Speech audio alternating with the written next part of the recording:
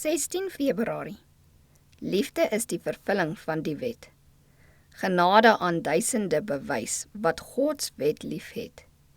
En ek bewys barmhartigheid aan duisende van die wat my liefhet en my gebooie onderhou. Eksodus 20 vers 6. Die 10 heilige bevelle wat Christus op Sinai gespreek het, is die openbaring van Gods karakter en maak aan die wêreld bekend dat die mensdom se ganse erfenis in sy regsgebied verkeer. Daardie wet met sy 10 beskrywings van die grootste liefde wat 'n mens kan ken, is die stem van God wat uit die hemel aan die siel 'n belofte oordra. Doen dit en jy sal nie deur die Satan oorheers word nie. Daar is niks negatiefs in daardie wet nie, al kom dit miskien so voor. Dit is doen en lewe. Die Here het sy heilige gebooie gegee om 'n beskermende muur rondom sy skepsels te wees.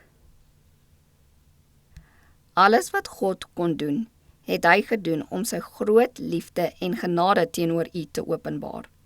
Hy het die wêreld so lief gehad, dat hy sy enige gebore seun gegee het, sodat elkeen wat in hom glo, nie verlore mag gaan nie, maar die ewige lewe kan hê.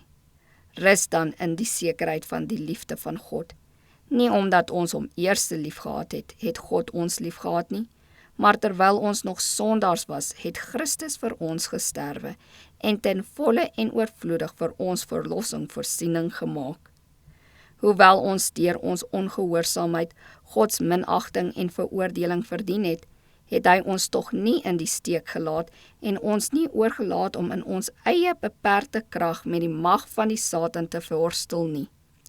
Hemelse engele voer die stryd vir ons en as ons saamwerk, kan ons die oorwinning behaal oor die magte van die duiwel. Namate ons deur die geloof nader aan hom kom hy nader aan ons en neem hy ons in sy gesin aan om sy seuns en dogters te wees. Aan diegene wat getrou is in sy diens, word genade beloof. Nie net aan die 3de en die 4de geslag nie, maar aan duisende geslagte.